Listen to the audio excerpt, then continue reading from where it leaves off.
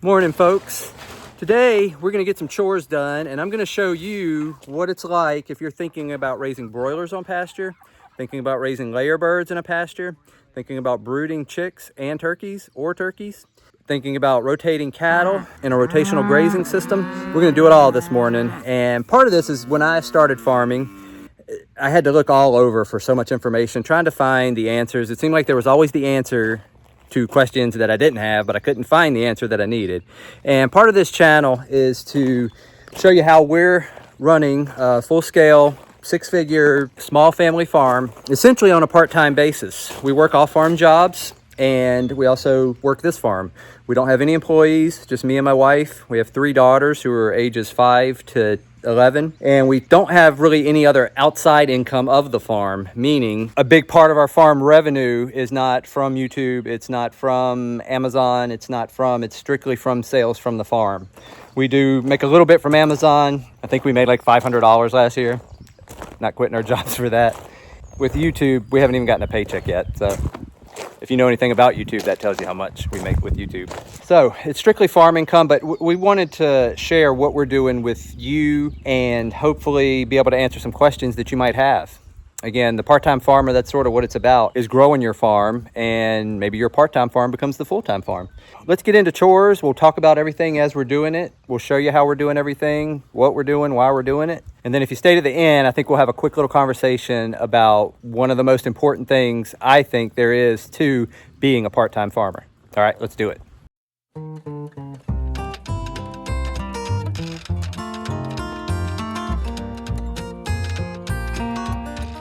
First, we've got turkeys and broilers in a brooder, which we talked about last video, and just got their buckets full of feed. This is all feed down here where something got into one of the bags, and just part of it. We've got, you can see behind me, these big white half-ton bags, and nothing's gotten into those. Good morning, Ash. Yeah, Ash could care less right now. This is one of our cats that typically they hang out here in the barn and help to guard the feed somewhat. But you guys missed that one. Yeah, just cleaning this morning, having a little bath. All right, let's head up, check these turkeys and broilers.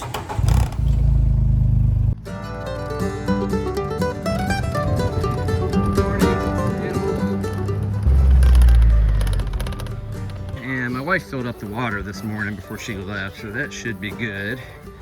Give that guy a check, and oh yeah, we're nice and full. This is our watering system. Essentially, there's little tubes that come out that feed bell waters that are inside. Morning, guys. Everybody's looking pretty good this morning. Not everybody's all huddled up, which is good. I do have a few under the lights, and we left the windows open. Might have been a little early for that. Wow, trying to get out there, buddy? But yeah, these guys are looking good. You kind of see, it's like the broilers are actually a little bit bigger than the turkeys right now. This is a turkey here. You can see by the dark head, a little nodule on their nose. These little guys are very curious. They come right up to you. Broilers, well, all they worry about is eating, obviously, and they tend to hang out in the back. Here's the bell waters that I'm talking about. So those black tubes I showed you come here, run through the bell water, and drain into there. How's it going? But yeah, everybody's looking good. Nice soft chirps, which is good. What I don't want to hear is any loud distress peeps. And yeah, so we've got their food. They've got 3 big feeders in here right now. This 5-gallon bucket feeder, this guy that hangs, and then there's another silver one back there. And then we've got a water in the front, water in the back, and I've got tubing to a water here, but that one quit working on me, so I don't know if the tubing's clogged up or what. So that's out of commission at the moment, but 2 still plenty for them. All right, they look good. Let's move on to the next task, which will be the broilers. So all in all, the turkeys and the broilers, that we've got 100 broilers and 50 turkeys in there, that whole chore takes anywhere from 5 minutes to 20 minutes, depending on if you have to fill the turkey feed buckets, how empty their water is, So it just varies in the morning. This morning it took about 10 to 15 minutes. And we usually hit those guys first since they're little, they're more vulnerable, just to make sure that they're doing good.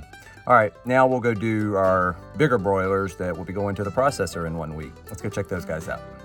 All right, before we head down to the broilers, I've got their feed behind me, so we typically fill up a couple buckets to take down. We've got 100 broilers and they're eating a 50-pound bag of feed a day, easily. They'd probably eat more if I put more in there. These guys are approaching 7.5, they're 7.5 weeks now. They'll be about 8.5 weeks when they go into the processor, and they're already big.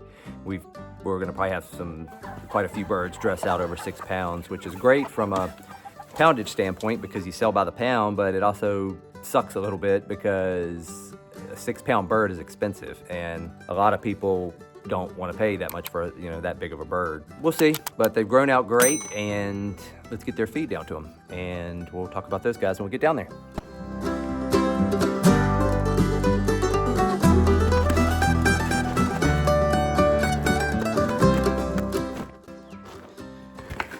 So like anything, you expect Chores just to go, get feed and go, and unfortunately, just finished that bag. I didn't realize it was that empty, and the other one is on top of the layer feed that I also need. So now we'll take a break in going down to see them, and we'll move these and get them where I can actually access them. All right. This is actually gonna be really challenging as well. As you can see, I need to get that top one there off of this bottom one, and the top one is crooked, which means my forks aren't gonna go in very well, so. We'll see, this might be a comedy episode today.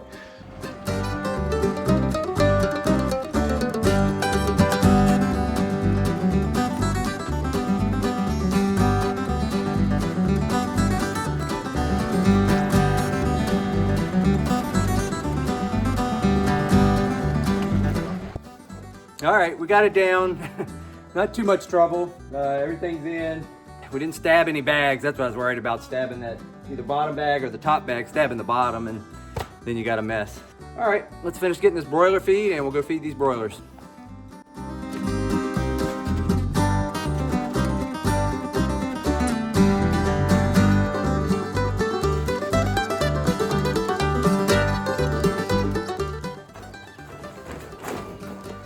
If you want to train your cattle to a bucket and still stay grass-fed, alfalfa pellets. We found the cattle love them and works great, and it's still, well, technically a legume, but it's a grass, so it's allowed under the grass-fed standards. So.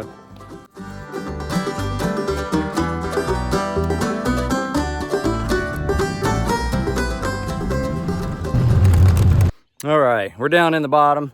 As you can see, I got the cattle behind me. We're gonna get ready to move these guys in a minute. They've been in here for about 3 days in the paddock that they're in, so they're due for another paddock.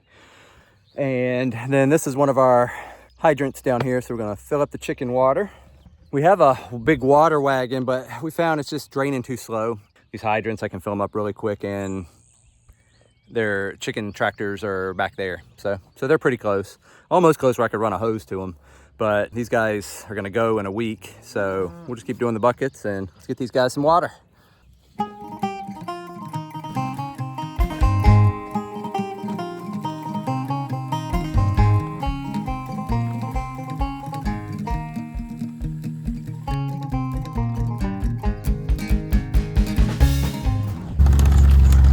And another thing to add to Chores today that I did not realize, you'll notice all this is pretty tall, all this is cut, and I need to come down here and cut some more.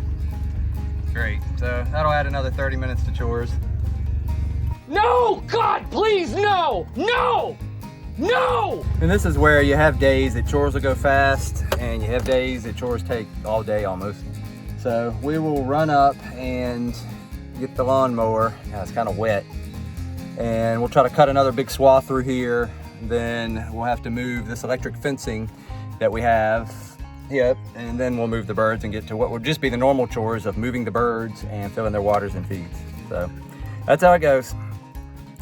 So normally I would put my 8-foot disc mower on my tractor and go down there and do it, but I've got my post pounder on there, and the post pounder used to have a home within the pole barn, but that got replaced with all the feed that we had picked up. So now I don't have a home for the post pounder, which is on my tractor. So until I can find a home for that, it's gonna take too long to get all that off, get the crone hooked up. So we're gonna use the old lawnmower. Fun. It's a John Deere X758, which is a diesel mower. We have a lot of yard to cut as well, and I also wanted something that was stable on hills, so that's why we got it, and she will cut through that. And the cattle have just been through there too, so a lot of the tall stuff is really just headed out. Grasses, the under part has been eaten a lot. Only thing is it's wet. Just one of those days where all the extra stuff is happening. So, all right, let's get down there and get this cut, get this netting moved, and get these broilers fed.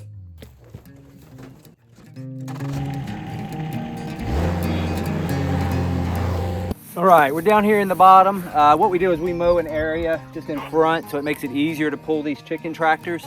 And we're going to mow that. We'll move the fence and get these birds taken care of.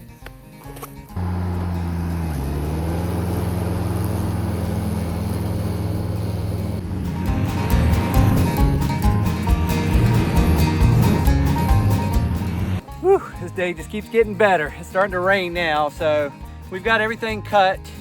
As you can see here, I got a nice long path cut. And the reason for that is, one, we put the pig fencing around. That's what we use for our broilers. We can electrify that. We just attach it to the fence, and the pig fence just doesn't ground out anywhere near what the chicken fence does. It doesn't sag. You can get it a lot tighter. It's easier to move, pick up, and we find it works just as well as the chicken fencing. But that's one reason for mowing, is so that the bottom line on the pig fence is electrified versus the chicken fence, and so that that's not dragging the ground. And then two, it's just easier for the birds to pull them when it's cut. There's still plenty of forage. It's already cut for them. It's on the ground, and it just makes it a lot easier to move these shelters and for the birds to kind of pick at things and to have a more comfortable environment inside the shelter. It's raining. I'm gonna pick it up a little bit. We'll get this fence up, get these birds moved, fed, and then we still got to go move cattle and muck out horse stalls and get eggs, and turn it out to be one of those days.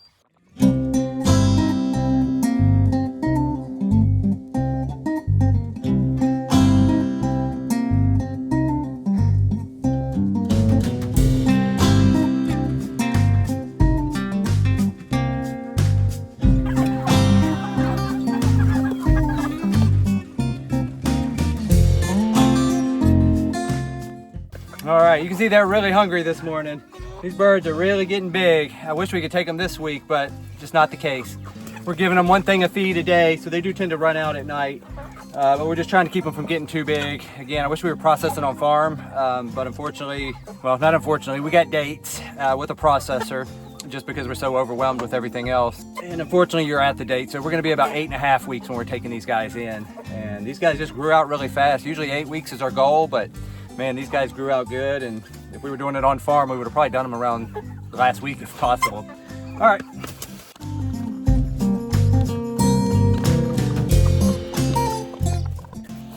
All right, we've got one strand up. What I always do is move the birds first. That way I can start the netting at a new spot right behind them, rather than if I was to start the netting where they're at and then I go ahead and move, it leaves a big gap and I'm already sort of a day behind. So this way, move the birds first, then start your netting behind when you have to move. And these go in pretty easy, but I usually just go ahead and give them a little push in, and then I'll come around after I've got everything set up with a rubber mallet and bang them in good.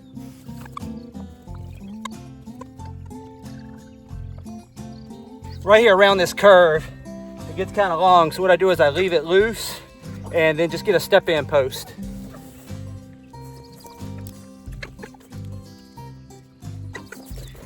And then there, you can put it and get it exactly like you need it, and that way you got it nice and tight on the corner here, heading down. And our paddock is set. You can see, runs around here, and that way the chickens are within it. You can see fence post on the other side. That fence is electrified, so we just put a little jumper from the fence to that, and then this becomes electrified. And has worked so good so far. We started doing this, I guess, about 4 weeks ago, and end of week 1, we did notice that a bird had gotten, I guess, pulled under from the back. We didn't have the netting up. I was just being dumb. So now we went in and put the netting up and have had no problem since. So working good so far. Again, the great thing with this pig fencing is that it gets really low. You can adjust it. Right here, this is Premier 1 fencing. I can just push them down. It's still touching a few of the blades of the grass, but it's not like all the way in the grass and totally grounding out like some of the chicken netting does. That chicken netting just gets really saggy. But yeah, you can see you get a nice, very close to the ground, and the bottom wire is hot, so anything tries to go under it, get shocked. And I really love this pig fencing. I wish it worked for the chickens. It's a little too short though, but much more easy to handle, much more easy to get in the ground, easier to keep from grounding out. Highly recommended if you're looking for some protection for your birds. The other thing you can do is just some 14 or even 16 some high gauge, high tensile wire, the kind that's easy to manipulate. We use 12.5 on the fences. I wouldn't use that. I would use something much higher that's easier to bend and move. And then you can run a strand of that around your chicken coop and it'll give you one strand. I feel like this is an electric barrier, but it's also a big visual barrier. And I think both of those in conjunction make it do a good job for protecting these birds. Lastly, we just fill these buckets. These buckets are the water and they drain down to these big red bells that you see here. Fill the 5-gallon bucket up and that'll get them through a day. Let's get these guys full.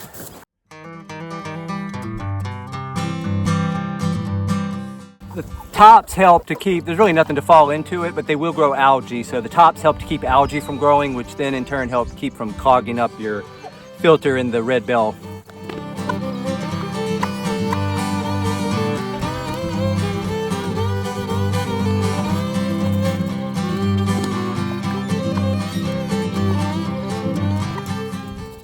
All right, got a bit of water left over, so we'll save this bucket for next time, one that we don't have to fill. And that's it. Birds are watered, birds are fed, they're moved, line set up, we've mowed.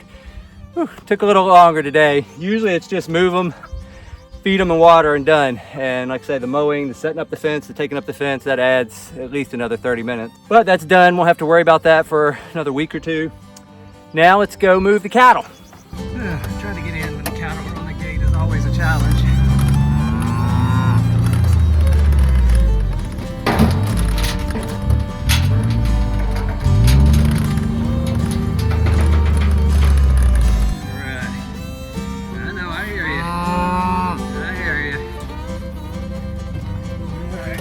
Down to the other end.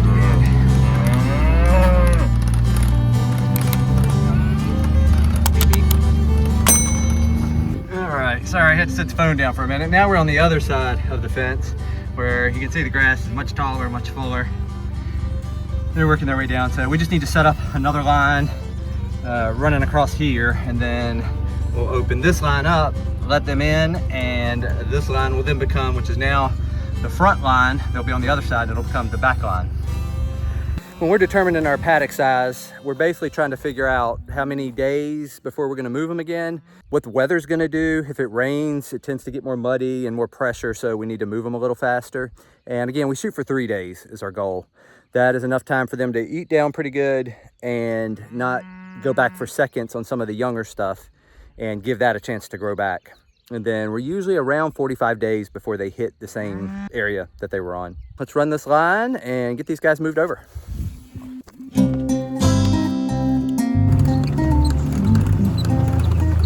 And I'm holding this reel very lightly just in case something gets wrapped up or whatever. If it does, I just let it go. It doesn't happen often, but occasionally something will get tangled. So main thing is you want to make sure your fingers or none of that get tangled while you're driving this forward. So just be willing to let go at any little jerk and make sure you're just safe doing this.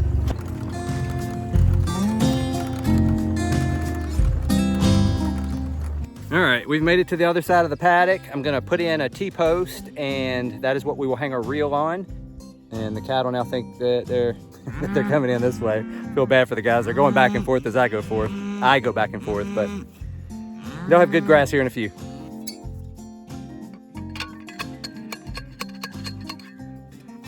We use these guys from Premier One. They work great. They're made to go over the T-post and then you hang your reel on them. Works good, really like them.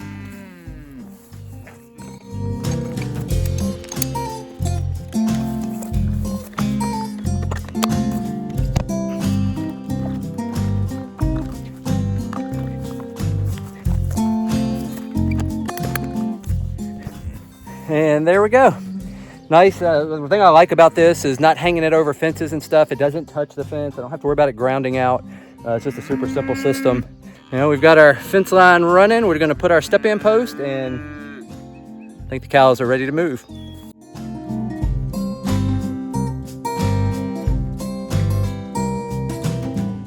All right, cows about ready to move over. We need to move. This is their front line here. Where they're all huddled at right there is their water. So they're gonna come across this line, then we're gonna need to run this around and that way they still have access to their water. And then otherwise, they will get access to all this back here. So, all right, let's get them moved.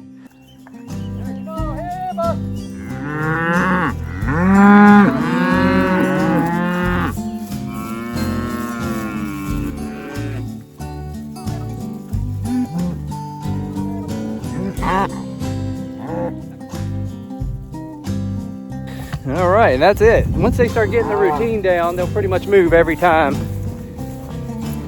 Now we've just got to get this line on the other side of their water so that they have water. We're gonna rig that up real quick. All right, I leave this line down because it's the back line. They want the good grass, so they're typically not gonna come back. And we've got our same holder here. There's our water behind us, so we're just gonna put this on the other side of the water. Oop, forgot the post pounder.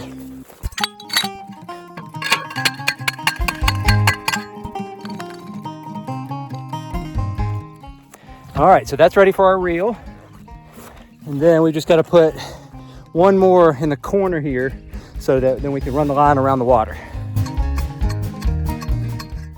All righty, post is in. Now we just run it around the water and then we'll go down to the other end. I need to move their shade sleds in. They don't need it today, it's pretty cloudy, but they will need them.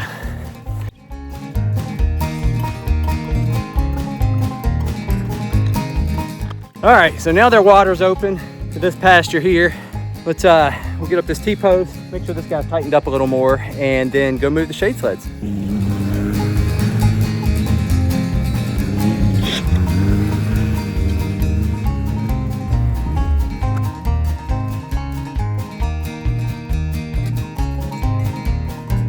We've got, you can see behind here, right here, the two shade sleds are moved over. We've got our line set up, and this is just sort of a shot where you can see on this side where they haven't ate, on this side they've eaten, but there's still some left. So again, we don't want them eating it all down. That's what keeps it growing. The other pasture they just got off of way back over there where the chicken tractors are, so we're gonna probably cut that. Obviously not today because it's raining now. And it's time to hay, it's time to do a million things on the farm. I know this channel is the part-time farmer now, but it's still full-time, trust me. So cattle are done, meat birds are done, baby turkeys and baby broiler chicks in the brooder are done. Now we've got to go do our egg layers. Collect eggs and feed those guys.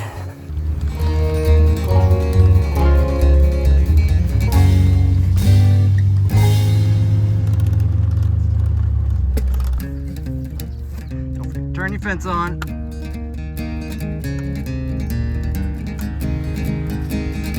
Yeah, not great, but that'll do. Good morning, ladies. Everybody's kind of scattered out, waiting on breakfast. All right, we're here at the egg mobile. It's where we get our eggs. We've got rollaway boxes, 2 on each side. We set this up so we don't have to go in to get the eggs. Basically a little latch here that turns, and we lift up. And this way we can take out the mat if we need to, and get broody birds out. I've actually got perch poppers on here, which are some things I can pull up the railing, and then I'll set on a timer that it'll open in the morning. I haven't been able to get them to work right, so we're not using them right now.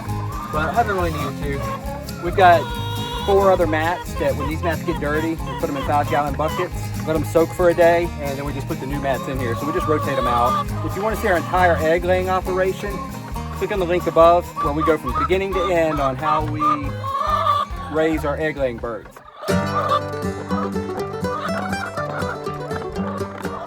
Here, I don't know if you can see this, but it's a gelatinous egg, so the shell's not hard, or it doesn't have a shell. I'm sure I can look it up and it's online what it is, but if y'all want to comment below, do you get any of these? We occasionally get 1 or 2. It just goes out to the pasture.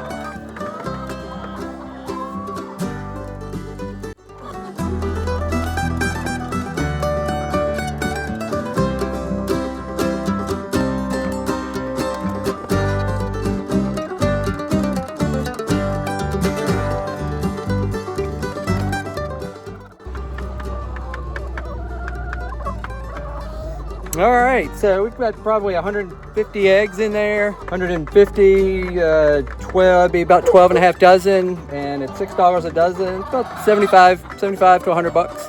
So not bad for a day. So egg layers can be profitable. We sell ours for $6 a dozen. Some people may balk at that, but you look at what's in the stores that sells for more than $6 a dozen and also has claims that they are raised like these birds are out on pasture, which is totally false. We charge about $6 a dozen. I encourage you, if you're a small farm, make sure you're charging what your labor and stuff is worth. You know, I see a lot of people selling eggs for $2 or $3 and that doesn't even cover feed.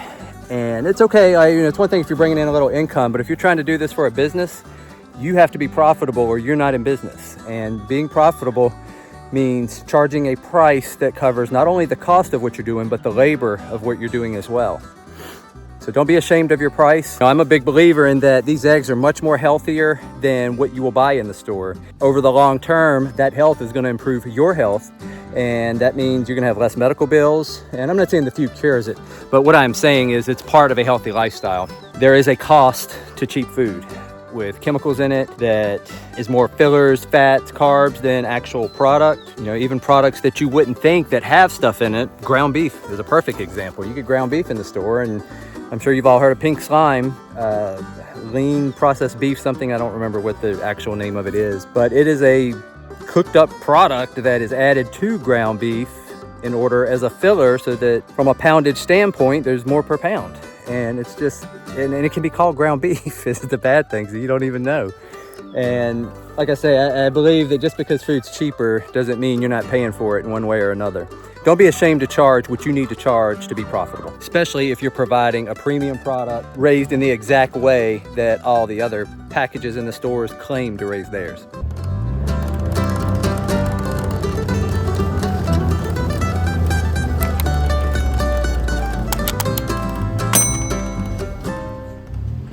All right, we are at the barn, and this is generally our pickup area. We've got some rocking chairs here and stuff, but it's also raining, and I've got stuff in the back of the gator, and it's been raining all morning. But anyways, this just keeps it dry. So let's get in and get these horses fed and stalls mucked. What are you doing, Mr. Ace?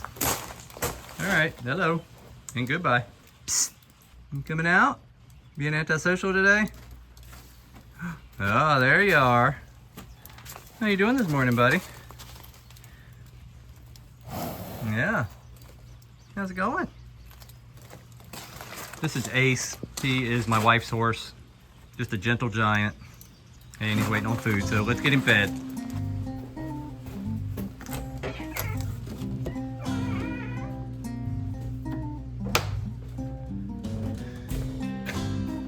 So real quick, this is our barn. We've got 6 horse stalls in here. We've got 3 for our horses, and we'll be boarding out 3.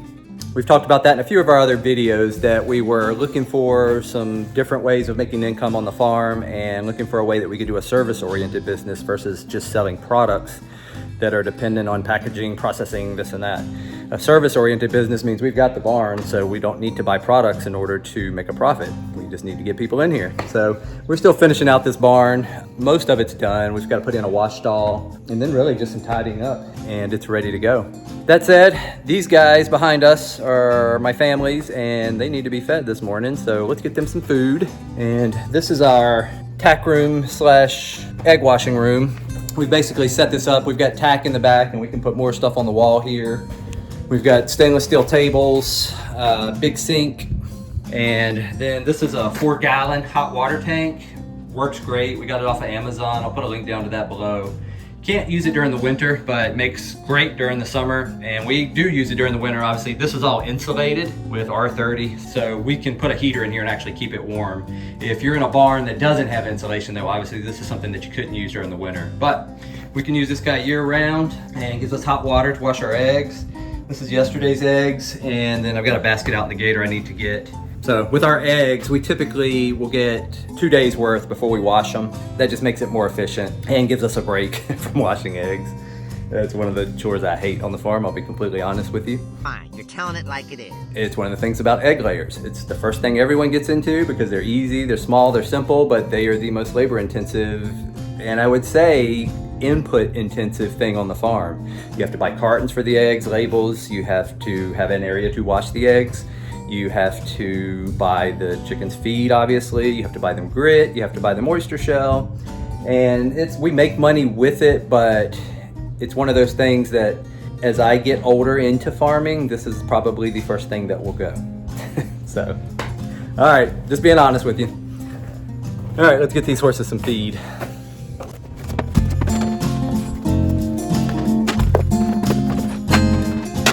One of the horses have to put hot water in because half of his teeth were pulled out because they got bad, so he essentially has to eat soup. What'd you do today? Oh, you know, just made some soup from a horse.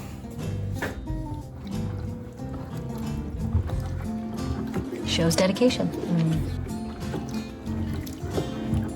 5 minutes later. Making soup. He's a good horse though. And I pretty much don't know anything about horses. I know not to get behind them. I know just some basics. So my wife grew up with horses. My daughters are into horses. And so it's their thing. And it was part of the barn, you know, allows them to live the dream.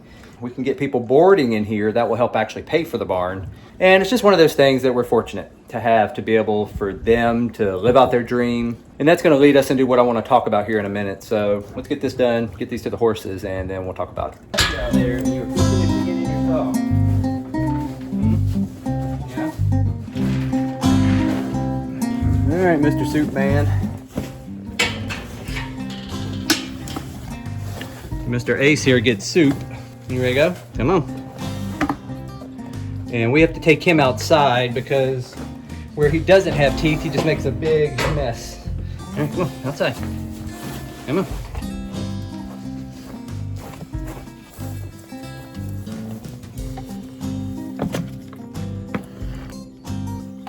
There we go. All right. And for the last chore with horses, essentially just feed, and he does a great job of, he knows to keep his stall clean. He doesn't poop in it, he doesn't pee in it. These other two. But the good news is for our farm, we collect all that pee and poop out of the stall. We've got this little guy right here, and then out back of the barn, I've got my big manure spreader. And we use this, it's already actually kind of full now, but I need to cut for hay, so I want to try to get the hay cut off, and then we'll put this manure on the pasture. You can see there's a nice little clearing down here. That's actually where we cut our hay. It's right on the James River. It's amazing hay. It's not sprayed, nothing, we won't do anything to it other than horse poop. We get chicken poop out of our brooder.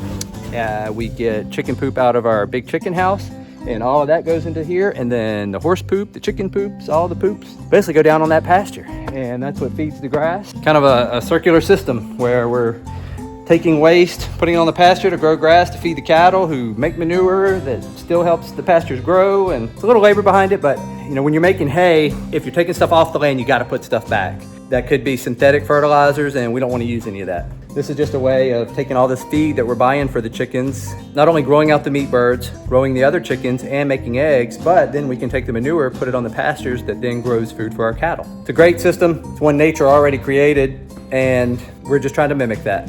All right, I'm not gonna watch you make me muck stalls, so let me get this done real quick, and then let's have a little chat. One of the things that we're done with chores, we're probably about 4 hours of chores today, which was usually, it's twice as long as it usually takes. Today was one of those days where just, you know, everybody's out of water, everybody needed to be moved, areas needed to be cut, fences need to be moved. And, you know, some days we can get it done in an hour. My wife and I are hitting it together. So what I wanted to talk about though is that a lot of people get into farming for money. One, the barrier to entry is easy. All you need is some land. And it's something that you can learn about on YouTube. The resources are out there. But something that I feel like, based on some questions that I get and stuff, that a lot of farmers aren't aware of is that this becomes a lifestyle. It's not just a side hustle. It's not just a way to leave your 9 to 5. It becomes a lifestyle, meaning you have to be okay with getting up every day and coming out here and taking care of animals. And that means that extended vacations may become challenging. You can still do them. They're farm sitters, people that can do it. But you just have to realize that one of the big differences with a 9 to 5 is that when I leave my 9 to 5, I'm done. I don't think about it. I'm done. I can plan vacations around it, and there's a stability there to that 9 to 5 that it's one of the reasons I haven't let it go. The other reason is I love my job. I also work as a physician assistant, and I do neonatology, babies. I do that pretty much part-time now, about 25 hours a week. Occasionally, I'll pick up an extra shift or so there, and that allows me to do the farm full-time. But again, it's still really, it's a part-time for me because I work my 9 to 5 part-time and I work this part-time. And it's worth mentioning that if you're thinking about starting a farm, just remember that a lot of these animals will tie you to the farm. A lot of these chores and projects will tie you to the farm. You have to be okay with that. For us, we love it. We're out here in a rural area. It's quiet. We're about 25 minutes from the city. We have literally the James River is right here. There's land. I'm even fortunate that I've got neighbors to the one side that don't live in the house. They just come up here every weekend and take care of the place. It's a family house of theirs, so no one lives to the left of us. Across the street, no one lives in it. It's more of a hunting lodge that they come to. So I've really only got some neighbors on my right, and they're through the woods a good distance. That's all part of the lifestyle, you know. It's being out here, just listening to nature, raising animals the way nature intended, and bringing in some income from doing that. And to me, as far as this channel and being a part-time farmer, that's what it's about. Even if we weren't making money, I don't know that I'd have the chickens, I'll be honest, but cattle, horses, and even pigs. We have pigs coming hopefully in the next week or two. Quick story, we had pigs coming last week and a lot of communication, everything seemed okay. We got there, we thought we were waiting on them to be weaned, and turns out we were waiting on them to be born, and they pulled the piglets off the mom after a day or two, literally of life. Pigs are 1 to 2 days old. And yeah, I'm not going to go any further, but obviously we told them that we couldn't accept that, and so we're back to square one with the pigs. But we found some other pigs, and they should be coming here soon. With the pigs, we buy piglets, raise them out, then take them to the processor. We don't farrow, so we don't have sows, boars, all that. Just to say that even if we didn't make money, I would still have probably cattle on the land. I would still have pigs. We would still have horses, because again, it is a lifestyle and it needs to be something that you enjoy doing. Even though there's days at work, there's no perfect thing. You know, even hobbies require stuff that you don't want to do that aren't fun. But just know that if it's something that you choose or you're already doing it, you know that it's an awesome lifestyle. It's a fulfilling lifestyle, and it's great for us raising our kids. They learn about life and death. They're learning about marketing and how we run the farm. They are learning about nature and how nature works together with the animals, the grasses, the land, the weather. And they're essentially getting everything in school. They're getting their math through figuring out feed and cost and profit and loss. They have their own little business at the farmer's market where they sell lemonade. And I shouldn't say little, they're knocking down some nice money. If they ever get tired of it, that'll probably be another enterprise we'll add to our farm. But all that's just to say, it's a lifestyle. You have to enjoy it. So do enjoy it. Don't go all in trying to just make so much money that then you're overwhelmed and you can't enjoy it. We've done that, and it's not fun. It takes something that you love and turns it into something that you hate. A lot of people won't do what their hobby is and turn that into making money because they don't want to turn their hobby into a job. Again, this is more of a lifestyle than I look at it as a job. It's a lifestyle that also brings in income. Call it a job, yeah, but that's just how I look at it. Thank you for watching. This video is a little bit different format, more me just talking to you as we're doing stuff. Didn't have all the fancy editing. And stay tuned. We've got part 2 of our mobile range coop video coming up. We've got our new working pen that I'll go over how we built that, its design, how it's going to work for our cattle, and lots more to come at the Part-Time Farmer. Thanks for watching.